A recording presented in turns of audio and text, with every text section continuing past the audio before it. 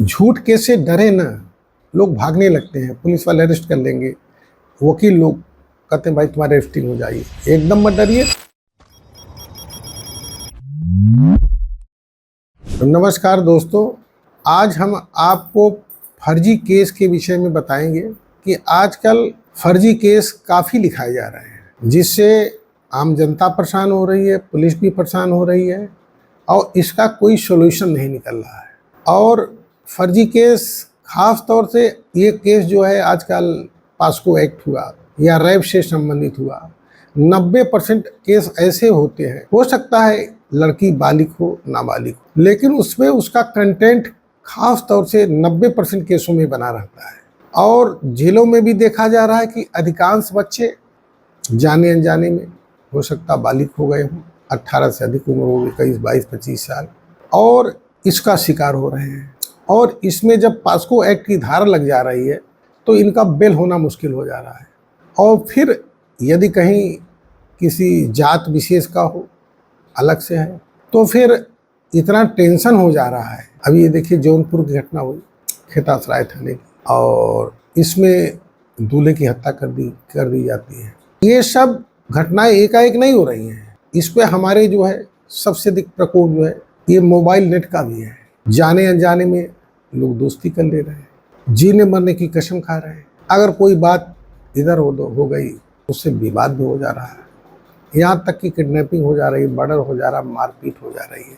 अब उसमें जो लोग तो घटना किए वो तो सही है, उसके साथ उनके परिवार वाले, उनके दोस्त, सबको मुलजिम बना दिया जा रहा है। और पुलिस में इतना दमखम नहीं है कि वो विवेचना सही कर सके। अगर विवेचना सही करेगी तो हर एंगल पर उसको जांच करना पड़ेगा और काफ़ी देरी हो जाती है। उससे पुलिस को एविडेंस भी मिलने में दिक्कत होती है। और पुलिस जब हर कोण से जांच करती है तो जांच भी काफ़ी लंबी हो जाती है और उसका लास्ट में प्रतिफल भी कुछ खास निकलता नहीं है। मेरा ये कहने का कि पुलिस जो है निष्पक्ष जांच करने में अब कोताही कर रही है। जैसे जिसका नाम आया दबाव में वो चार्जशीट लगा देती है और कहती है न्यायालय जा रहे हैं।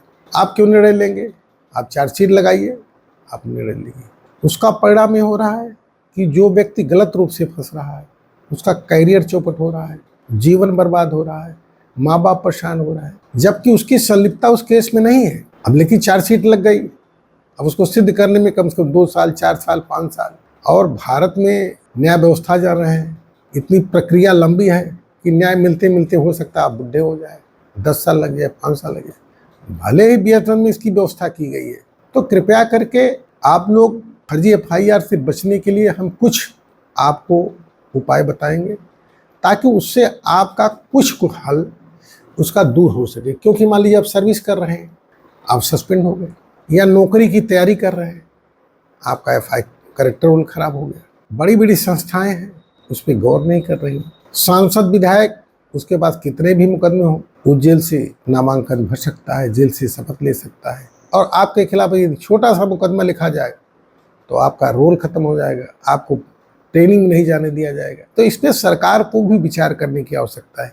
कोई भी व्यक्ति ऐसा नहीं है कि मुकदमा लिख जाने से वो सजा याफ्ता हो गया। हाँ, गंभीर केस है उसके तो हो सकता है, लेकिन फिर भी मुकदमा लिखाने से कोई व्यक्ति दोषी नहीं होता है। तो मैं आपको कुछ पुलिस के नाते, चूँकि मेरा पुलिस में अनुभव रहा है, कुछ मैं आपको उपाय बताने का प्रयास करूँगा। उसको ज़रूर आप नोट करिएगा ताकि आप किसी तरह जो है फर्जी केस से बच सकें। कोशिश करिएगा तत्काल माननीय न्यायालय हाई कोर्ट में 482 का जो मुकदमा करिएगा, या उस मुकदमे के खिलाफ अगर आपको संभावना है कि हमारी गिरफ्तारी हो सकती है, पुलिस कर सकती है, तो आप स्टे ले आइए।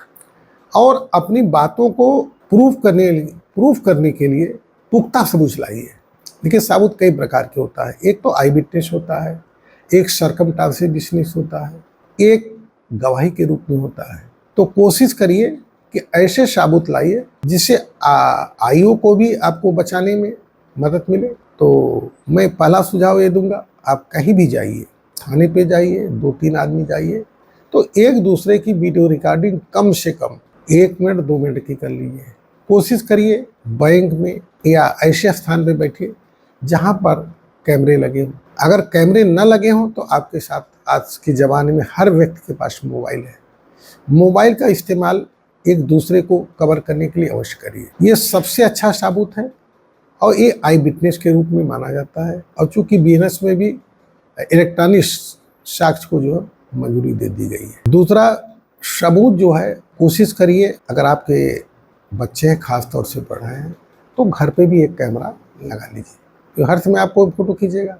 लेकिन मोबाइल, कहीं भी जाइए तो मोबाइल का इस्तेमाल करिए। थाने में जाइए, दरोगा जी के पास जाइए, कोर्ट में जाइए, कचहरी में जाइए, एक आध दो फोटो बना लीजिए, वीडियो बना लीजिए, वो आपके निकट भविष्य में निश्चित तौर से काम आएगा। और जो व्यक्ति गलत मुकदमा लिखाता है, तुरंत उसके खिलाफ माननीय न्यायालय में ठोस सबूत देकर उसके खिलाफ मानहानि का मुकदमा ठोकिए, छोड़िए मत। अब बीएनएस में कहा गया है कि जैसे दरोगा जी नाम निकालते हैं, अब तत्काल जो उसके खिलाफ एक मुकदमा माननीय न्यायालय में निकालिए। और सजा का भी प्रावधान किया गया। यदि गंभीर केस है, मान 10 साल की सजा है तो 5 साल का सजा होगी। शुरुआती दौर में ही स्टे लेने के बाद विवेचक से, स्टेशन अफसर से, जो आपके प्रभारी हैं, श्रीमान सीओ महोदय से, कप्तान महोदय से एक लिखित शिकायत दीजिए कि मेरा नाम गलत रूप से फंसाया गया, और उसके साथ जो भी आपके पास सबूत है उस सबूत को संलग्न करिए, ताकि आपके खिलाफ जो है विवेचना निचले स्तर से ही समाप्त हो सके। झूठ केस से डरे न, लोग भागने लगते हैं, पुलिस वाले अरेस्ट कर लेंगे, वकील लोग कहते हैं भाई तुम्हारी अरेस्टिंग हो जाइए। एकदम मत डरिए, तत्काल जो है हाई कोर्ट जाइए, स्टे लाइए, और फिर उसके बाद अपनी बात को मजबूती से रखिए। यह वीडियो आपको अच्छा लगा तो लाइक करें। धन्यवाद।